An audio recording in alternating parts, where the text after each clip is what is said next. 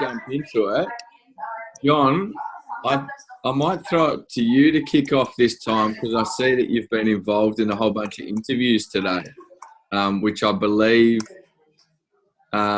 is a first, considering it's your second day. So, do you want to give us a bit of a rundown on how they've been going, maybe what you've learnt from the process as well, and share that with the crew?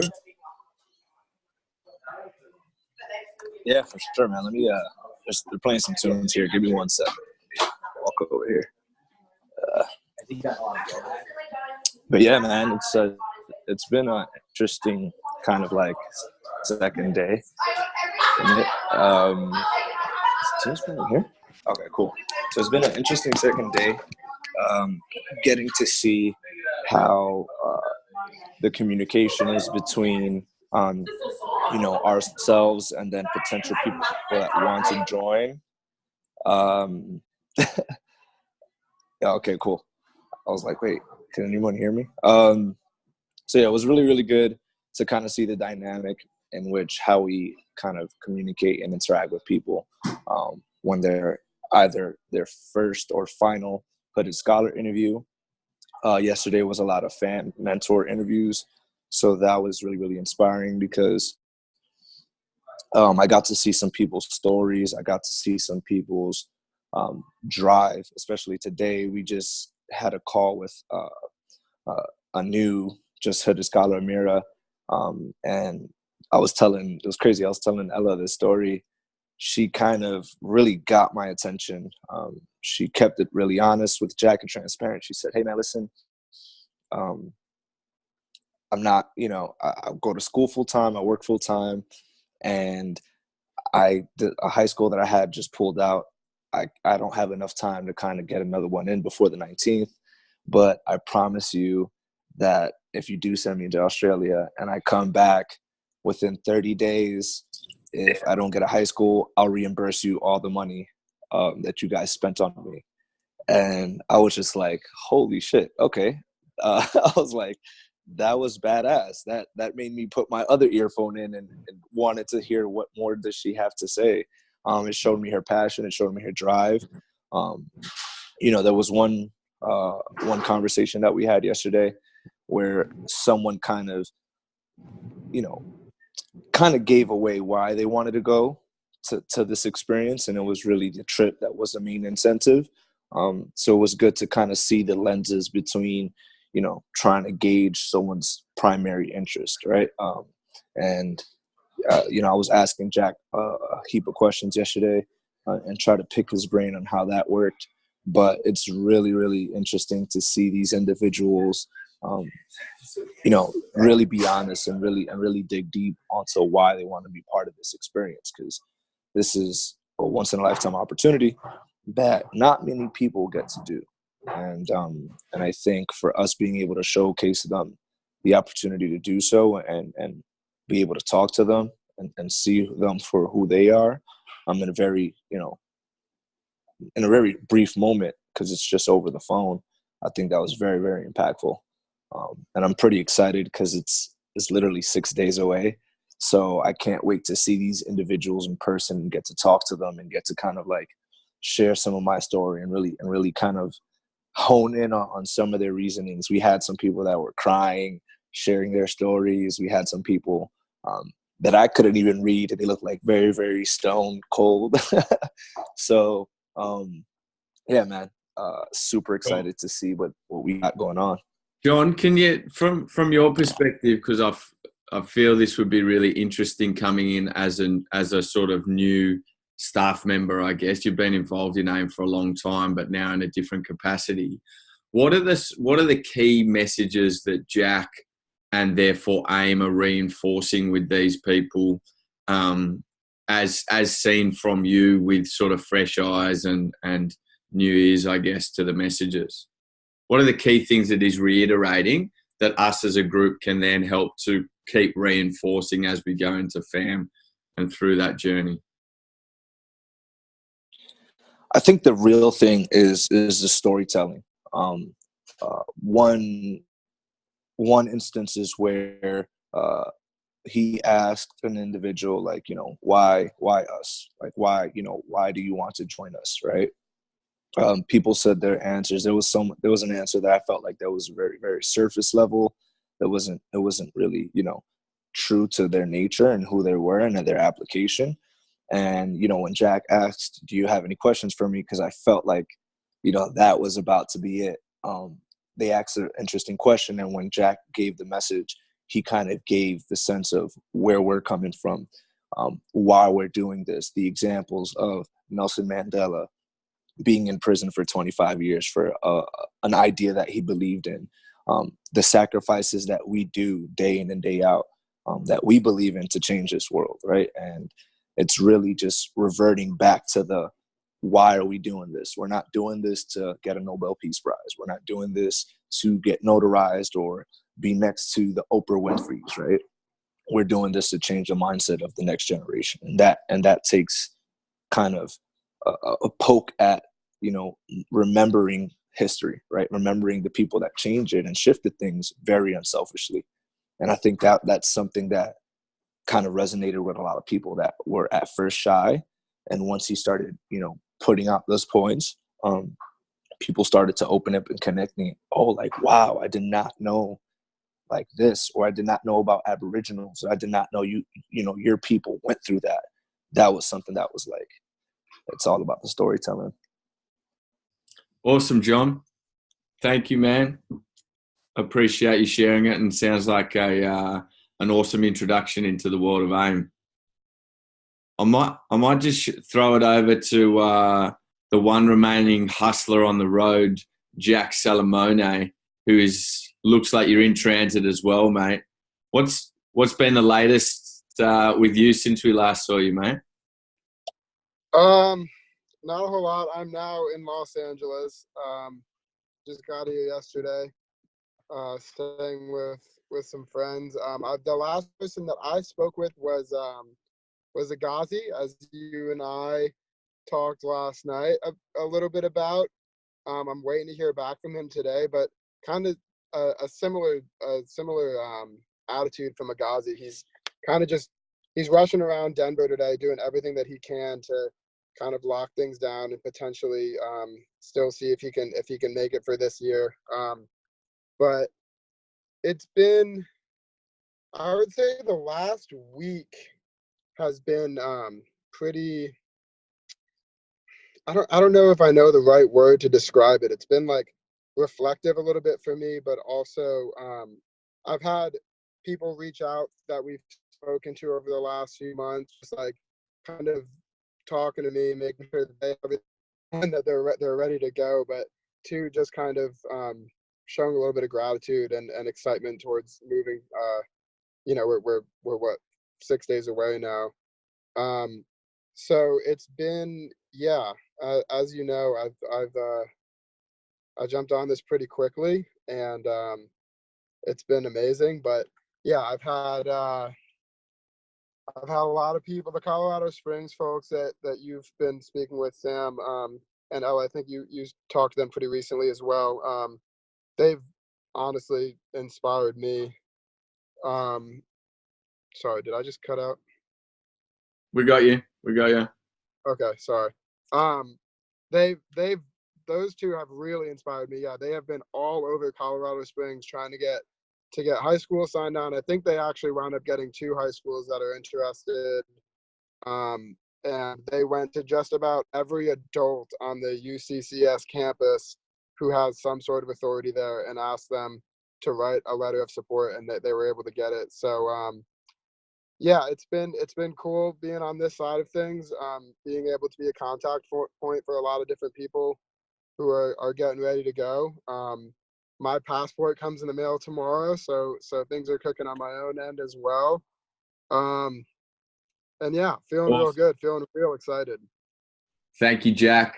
One of my favorite American sayings that I've picked up along this journey is, "I appreciate you." And I most definitely do, sir. Let's jump. I appreciate you guys. Let's jump to another continent. Ree, has there been any update with the Hooded Scholar apprentices? And then Mabel, do you want to jump in off the back of that? Let us know how we're going in South Africa. We have 21 Hooded Scholar apprentices. Someone had to pull out due to having like double booked themselves for the week on a traineeship. So fair enough. Blakey and I have been officially taken over the LA Experience side of their journey. So I think we've got today just to kind of get our shit together and to really get to the nitty-gritty aspects of like doing risk assessments, finalising like the routes for transport and working out all of that stuff. But yeah, that's basically been it. We've caught up with them 3 or 4 times since they've been accepted, just to ensure that they've got like passports, the ESTAs, etc., and that everyone's got a way to and from Sydney and accommodation and to and from the airport. So we're all good on that aspect. But yeah, we're just trying to keep their energies high about the trip, but also focused so that when it comes around, we can, maintain it for the week or so that we are all together. So it's looking really good. It's exciting. That is exciting. For the South African aspect of Hooded Scholar, so we have had to, one of the guys has pulled back. He wasn't able to secure his visa or passport in time. But yeah, we're definitely keeping him in the books for next year.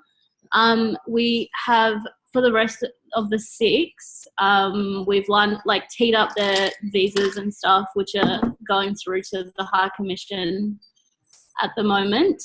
So we're in communication with them to see how much we can speed up that process, if so.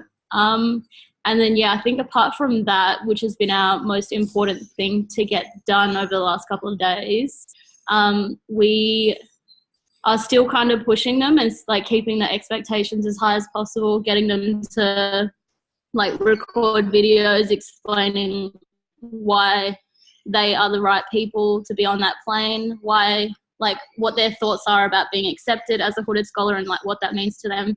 So we're just keeping the expectations high, keeping them a little bit hyped in ways that is like sustainable. And I think there's not too much more from that front, but they're all very excited, and that's exciting us. So awesome, very cool. Thanks, Ree. Thanks, Mabel.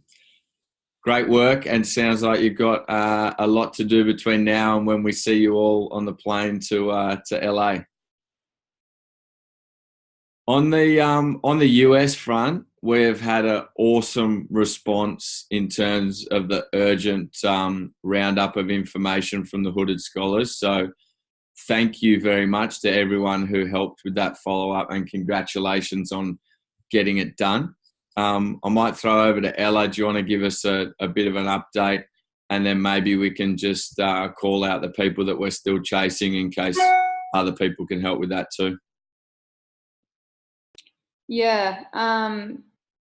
So today's been surprisingly like one of the, I wouldn't use the word relaxing at this point in my life, but slower days that I've had in the last few months. Like I've just realized, today I wasn't on any interviews. Like Jack's still like finalizing off the end of the FAM interviews, and a couple of kind of loose ends with Hooded Scholars, but we really are like, it feels like we're reaching the finish line on the recruitment side of things, which is, kind of like, I've never run a marathon, but I imagine it would be like the feeling you have when you cross the finish line. I'll probably never run a marathon, so this is as close as I'll get. But we're really... that John has in the photo of him on Zoom, if anyone can see that. John probably has actually run marathons. Yeah. Anyway, so it's a really good feeling, and like the festival itself is starting to feel very real, which is good because it's around the corner. I'm starting to field a lot of questions from Hooded Scholars around, things like what to wear and like, what's actually going to be happening in the next few days. And, Tuesday is super close. So the attention and the focus is definitely shifting, which, is a really positive feeling. So where we're at right now with Hooded Scholars is we've got 58. It's slight, actually, I over-reported last night in the channel because I reported before I'd removed a couple of people. So there's 58 Hooded Scholars, 112 fan mentors, including the 5 staff that are coming from over here.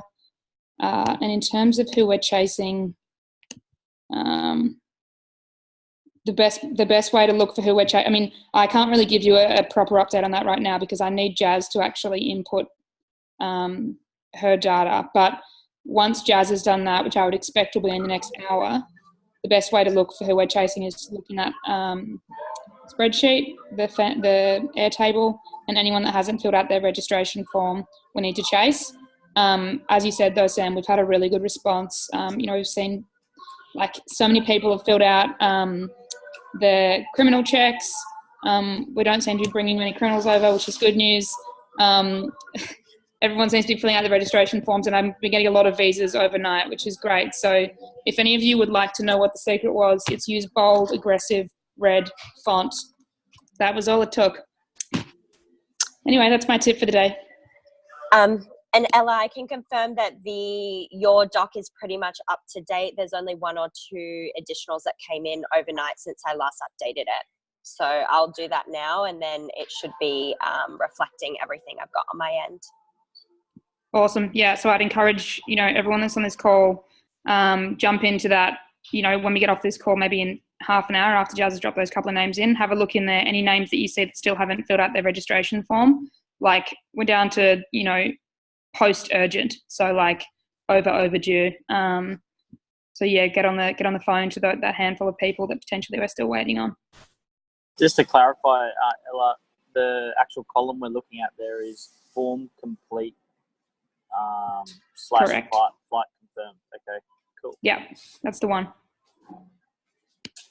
And then while you're having the conversations with them, just check that they have filled out they've applied for their visas. I'm still seeing those come through, and they are less urgent because we can get those sort of up until 24 hours beforehand. But, if they're filling out the form, they should just be doing, those 3 major steps all in the one go.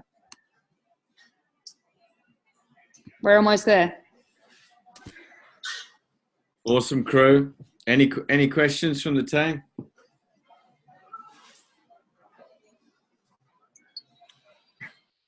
Rad.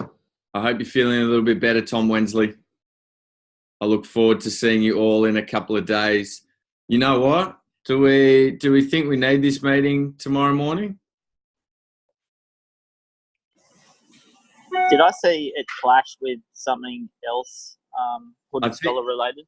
I think we've probably got enough Hooded Scholar related meetings going on. I don't think there's a clash, but we've got the expectations call. I think we're pretty focused on what we need to do in terms of recruitment wise and getting this done. So we might wrap this up here, which is a sad reality. I don't know what we're going to do at 8:30 a.m. my time, whatever time it is in your parts of the world anymore. But it's been a pleasure, y'all. I appreciate. I'm waking up 7:30 for you. I appreciate you. Yeah. Don't complain. Guys, just an extra half an hour for your second latte of the morning. You've been logging on to this meeting at like 5:30, Keish. Yeah, I know. I've been like legit. I've been like waking up at 6:30, barely dead in my bed, and then like doing like 10-minute alarms till I get to like 7:20. Then I'm like, oh my god, I gotta get in. And then I get in every day. I'm like still awake. We're still recording this meeting, and Keish is taking it. It's like that outro on the album. Yes. I appreciate you. Yeah. Sam, finish. Yes, sir. Hey, Brendo and Drew. Sorry, Ray. I cut you off. This is our last one. Can you take it home with the rap, please? I think Brendan and Drew were going to sing their hustle song for us. Ooh. Yeah. All right, you know the riff, don't you, Drew? What was it? He made it up in a motel bed. Come on, mate. We made 2. Which one is it? You know the tune. You know that rad little riff you made in the motel room in Arkansas. Come on, Drew. Come on, Drew. You know it. Nah, I really don't. I really don't. Sir. Was it? Uh-huh. Okay, check it out. Okay. Yes, sir. Check it out. Check it out. Okay. Okay. Yes, sir. Yes, sir. Check it out. Check it out. Okay. I appreciate you. Okay. We're out.